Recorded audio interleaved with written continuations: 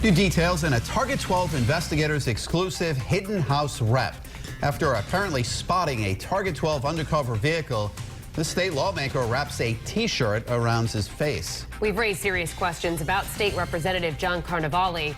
Either he's living outside the district he represents, or he has repeatedly failed to disclose property he owns with the state's Ethics Commission. And tonight, the head of the Good Government Group explains why it's so important lawmakers are honest about property they own.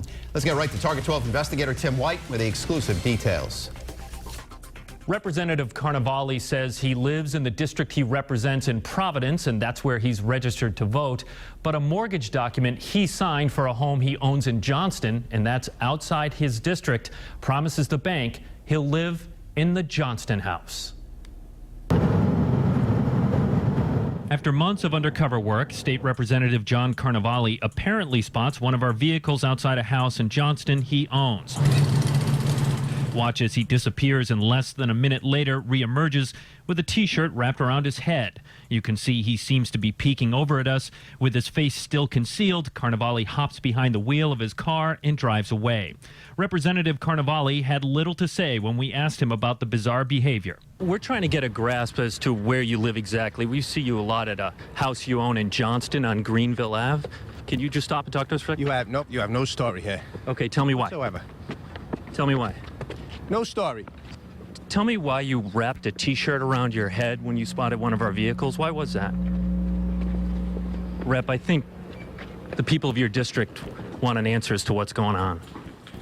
A Target 12 investigation has uncovered Carnevale, who has represented District 13 in Providence since 2009, owns this Johnston home outside his district. Cars registered in his name were routinely spotted in Johnston, even at midnight. We never saw the cars at the Providence address he owns. If Carnevale doesn't live in Johnston, again outside his district, he is supposed to disclose the property to the State Ethics Commission.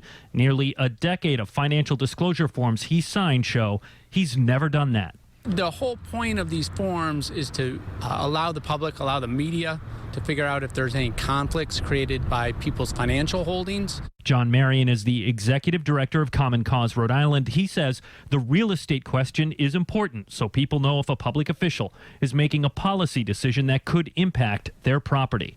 They are not a nuisance. The people of Rhode Island said in the Constitution in 1986 that they want conflict of interest forms filled out. You didn't file on your ethics commission you owned that property. How come? You have no story. Right now, lawmakers have a grace period with the Ethics Commission. They have until mid-July to amend any of their filings without being in violation. With the Target 12 investigators, Tim White, Eyewitness News.